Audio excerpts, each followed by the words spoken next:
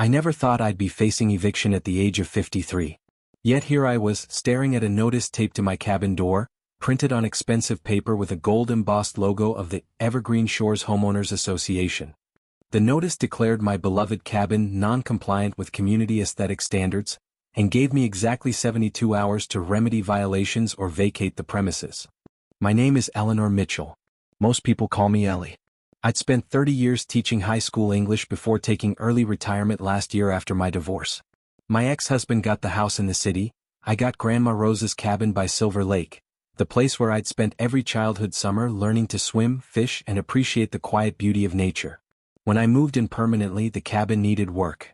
The blue paint was peeling, the roof had a small leak, and the wooden dock my grandfather built in the 1960s needed reinforcing. I spent months fixing it up, doing most of the work myself. Not to win any beauty contests, just to make it safe, comfortable, and true to its rustic character. I was drinking my morning coffee on the porch when a shiny black SUV pulled up my gravel driveway. A woman emerged wearing a cream-colored pantsuit that probably cost more than all the furniture in my cabin combined. Her blonde hair was styled in an immaculate bob, and her red-soled shoes looked absurdly impractical for the pine needle-covered path. "Ms. Mitchell?" she called out, not bothering to climb the 3 steps to my porch. "That's me," I replied, making no move to stand. "And you are?" "Diane Harrington, President of the Evergreen Shores Homeowners Association." She smiled tightly. "I see you've received our notice." I took another sip of coffee. I did. Funny thing, I wasn't aware my cabin was part of any homeowners association. The annexation was finalized last month. She waved her hand dismissively. "All lake properties are now under our jurisdiction. We're creating a unified, upscale community vision for Silver Lake." "Upscale, huh?" I studied her carefully. "And my cabin doesn't fit this vision?" "I'm afraid not." She pulled out her phone and began scrolling.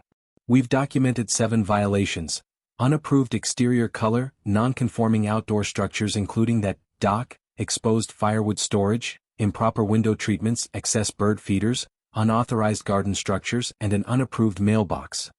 I looked down at my threadbare bathrobe and fuzzy slippers, then back at her designer outfit. "So basically, everything about my home offends you." "This isn't personal, Ms. Mitchell." Her tone suggested otherwise.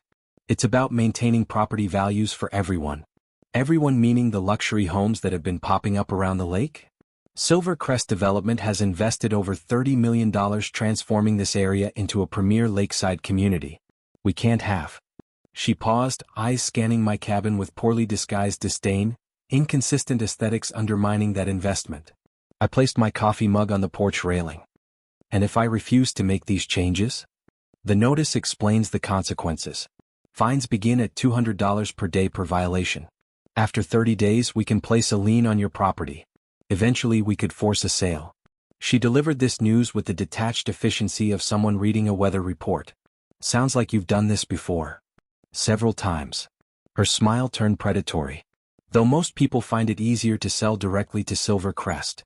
They're offering 10% above market value for quick, uncontested sales." The pieces clicked into place.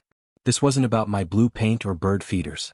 This was a systematic effort to push out original homeowners to complete their takeover of the lake.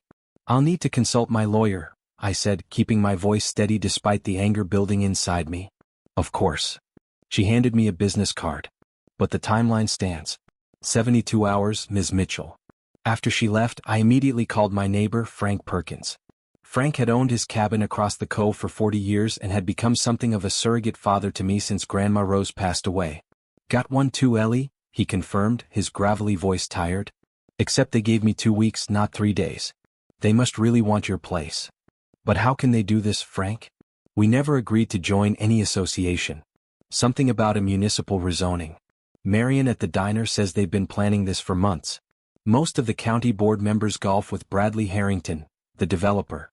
And husband of your visitor, I'm guessing." "This can't be legal," I insisted. "Legal enough that 3 cabin owners have already sold." His voice dropped.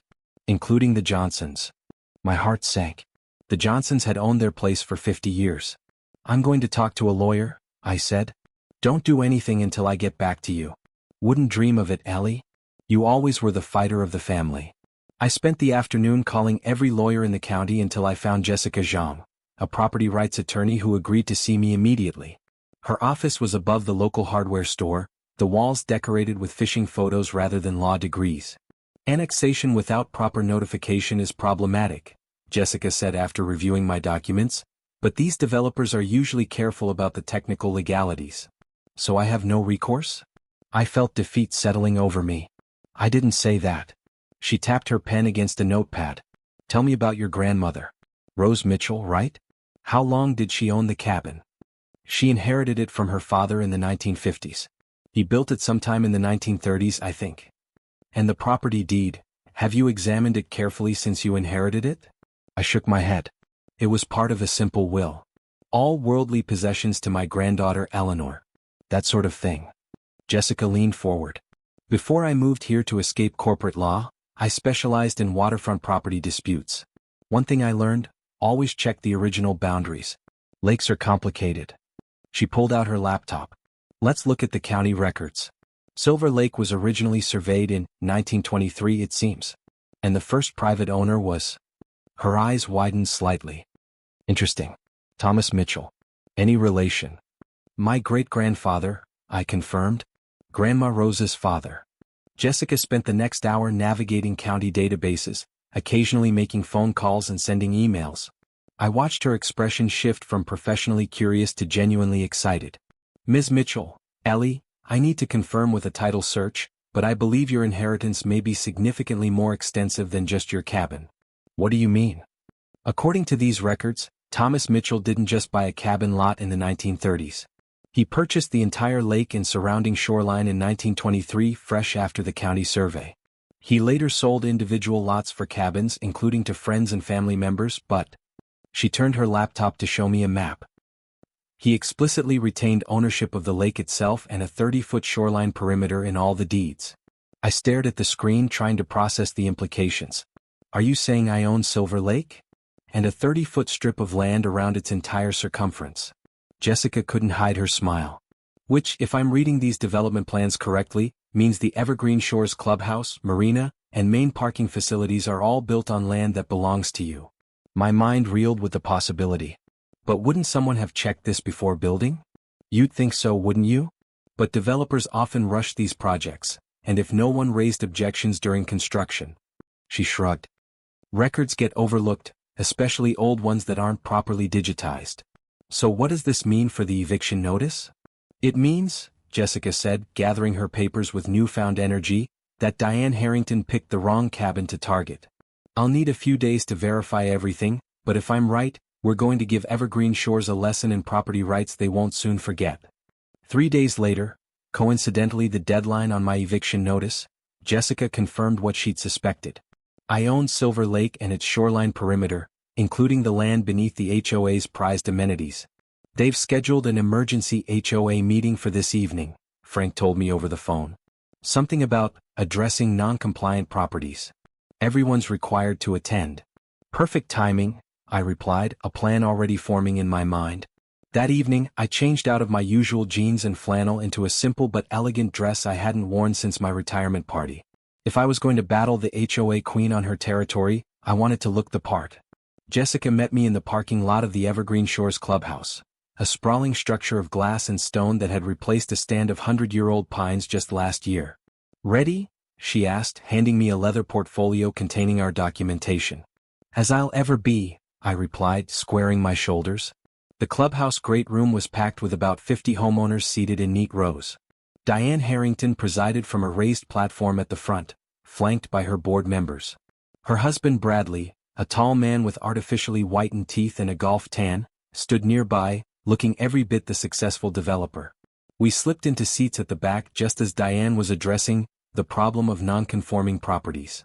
The Evergreen Shores community represents the finest lakeside living in 3 counties, she was saying. Our residents have invested in luxury homes with the expectation of consistent community standards and ever-increasing property values. Several homeowners nodded in agreement. Unfortunately, the recently incorporated properties on the North Shore fail to meet these standards. The board has approved an accelerated compliance timeline, with the most severely non-compliant property. Her eyes scanned the room and locked onto mine with visible surprise, requiring immediate intervention. Excuse me, I called out, standing up. I believe you're referring to my cabin. A murmur went through the crowd as heads turned toward me. Ms. Mitchell, Diane recovered quickly. I didn't realize you'd be joining us. We can discuss your specific situation after the general meeting. Actually, I said, walking toward the front of the room with Jessica beside me, I think my specific situation is relevant to everyone here. Bradley Harrington moved to intercept us. This is a private meeting for homeowners in good standing. I'm Jessica Zhang, Ms. Mitchell's attorney, Jessica interrupted smoothly. And we have information that directly impacts this entire association. Diane's perfectly composed facade flickered with uncertainty. Whatever legal maneuvers you're attempting won't delay the enforcement of our covenants. We're not here to delay anything, I said, reaching the front of the room. We're here to clarify who actually owns what around Silver Lake. Jessica opened her portfolio and removed several documents. I've completed a thorough title search and property boundary verification. According to county records, Eleanor Mitchell is the legal owner of Silver Lake itself and a 30-foot shoreline perimeter surrounding the entire lake. The room erupted in confused conversation. Diane banged a small gavel for order while Bradley grabbed the documents, scanning them with increasing alarm. This is absurd, Diane insisted. The lake is community property managed by the HOA. Actually, Jessica replied, the lake has been private property since 1923, when Thomas Mitchell purchased it from the county. Ownership transferred through the family to Eleanor Mitchell 3 years ago. At no point was the lake or its shoreline perimeter ever sold or transferred to any development company or association. A middle-aged woman in the third row raised her hand. What exactly does this 30-foot perimeter include? Jessica smiled. An excellent question. It includes, among other things, this entire clubhouse, the community dock, the beach area, and the main parking lot. The room exploded again, this time with homeowners shouting questions and demanding answers. Bradley Harrington's face had turned an alarming shade of red as he conferred urgently with another man who appeared to be their attorney. Even if this were true, Diane said, fighting to regain control of the meeting, it doesn't change the fact that Ms. Mitchell's property violates our community standards. Actually, it changes everything, I countered.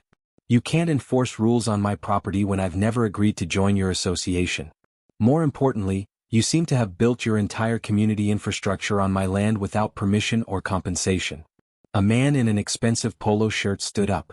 I paid a $50,000 premium for lake access when I built my home last year. Others voiced similar concerns, the mood in the room shifting from confusion to anger, but now that anger was directed at the Harringtons, not at me. Please everyone, Bradley finally spoke, his developer's instinct for damage control kicking in. This is clearly a misunderstanding that our legal team will resolve. The meeting is adjourned while we sort this out. Before you go, I said loudly, addressing the homeowners rather than the board, I want to make something clear. I have no desire to restrict anyone's enjoyment of the lake. Unlike some people, I don't believe in using property rights as weapons. The pointed comment wasn't lost on anyone. However, I continued, I do believe in respecting history, character, and the right of people to maintain their homes without excessive interference. Perhaps we can find a solution that works for everyone, not just for those with the biggest houses. As the meeting broke up in disarray, Jessica and I found ourselves surrounded by curious homeowners, many introducing themselves as recent buyers who knew nothing about the lake's history or the original cabin community. Frank made his way through the crowd, giving me a bear hug. You always were full of surprises, Ellie. In the weeks that followed, the legal battle I'd expected never materialized. Instead, with their prestigious amenities at risk and homeowners demanding answers, the Harringtons were forced to negotiate. The settlement we eventually reached was elegant in its simplicity. I granted a 99-year lease for the clubhouse, docks, and parking facilities to a newly formed Silver Lake Association with 2 conditions. First, the original cabin properties would be designated as a historic lake district, exempt from most aesthetic restrictions while still adhering to basic safety standards. Second, the association board would include equal representation from both the luxury homes and the historic cabins.